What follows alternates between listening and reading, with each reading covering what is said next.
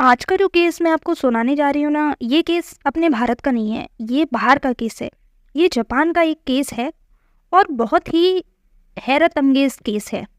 Japan की जो police है ना, वो अभी तक इस केस का दोषी कौन है ये पता नहीं कर पाई है। इस केस की कहानी क्या है, चलिए आज के एपिसोड में जानते हैं। इस केस की कहानी शुरू होती है जापान की एक बड़ी कंपनी के मालिक इजाकी से। जापान की एक बड़ी कंपनी थी जो कैंडी बनाने का काम करती थी, बच्चों के खाने वाली जो कैंडीज होती हैं वो बनाती थी, और उसका मालिक था इजाकी। उसकी फैमिली थी। अब उसकी फैमिली में उसके बच्चे थे, उसकी वाइफ थी और उसकी बूढ़ी माँ थी। तकरीबन 70-75 साल की उसकी माँ थी। अब एक दिन क्या हुआ कि वो अपने घर में था और उसके घर के 2 हिस्से थे, जिसमें से एक हिस्से में वो अपनी वाइफ के साथ अपने बच्चों के साथ रहा करता था और दूसरे हिस्से में उसकी माँ रहा करती थी। अभी 2 लोग होते हैं जो मास्क लगाए होते हैं और उनके हाथ में पिस्टल होती है, वो इजाकी के घर में घुसते हैं। उस वाले पार्ट में जाते हैं जहाँ पर उसकी बूढ़ी माँ थी, और उसको क्या करते हैं, वो टेलीफोन के तार से उसको बांध देते हैं और उसके मुंह पर टेप लगा देते हैं, जिससे वो कुछ मदद ना मांग पाए और इजाकी को ना बता पाए। अभी आगे वो उस वाले पार्ट में जाते हैं जहाँ पर इजाकी है।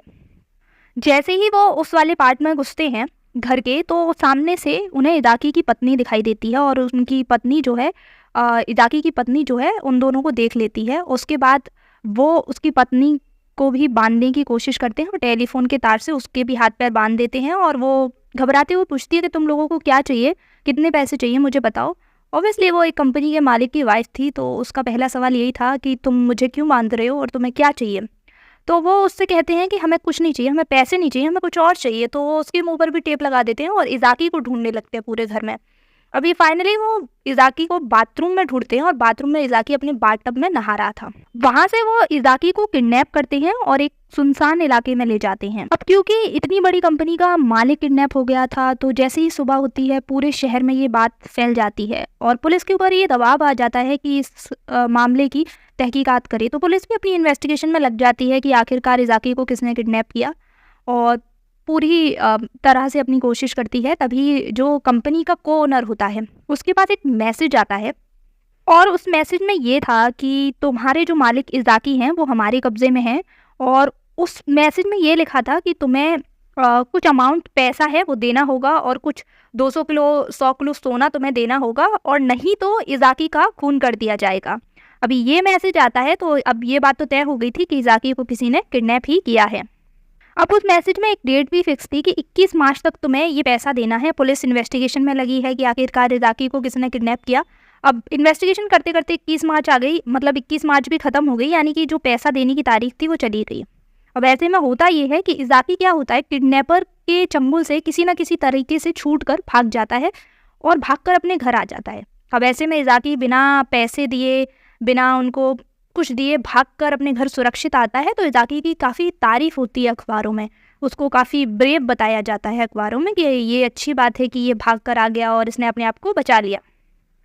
अगले दिन इजाकी के ऑफिस के बाहर कुछ करीब 6 कार खड़ी थी।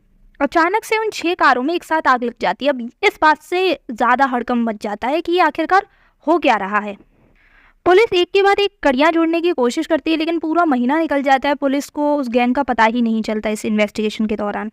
अब तकरीबन 1 महीने के बाद जापान पुलिस के पास फिर एक लेटर आता है, और उस लेटर में अभी एक चुनौती लिखी हुई थी कि वो जापान पुलिस से कह रहा था कि जापान पुलिस कर क्या रही है, अगर तुम्हें हिम्मत है, अगर साहस है तो तुम मुझे ढूंढ कर बताओ, मतलब तुम कर क्या रहे हो यहाँ पर। और वो उसमें ये भी लिखता है कि मुझे पकड़ना थोड़ा मुश्किल है, इसलिए मैं तुम्हें हिंट देता हूँ।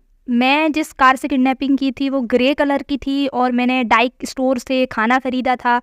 और अगर तुम्हें मेरे बारे में कुछ जानना है तो तुम अखबार वालों से जानो, क्योंकि मैं इजाकी का कोई रिश्तेदार नहीं हूँ, उसके कंपनी में काम नहीं करता हूँ, और मैं उसके खेतों में भी काम नहीं करता हूँ।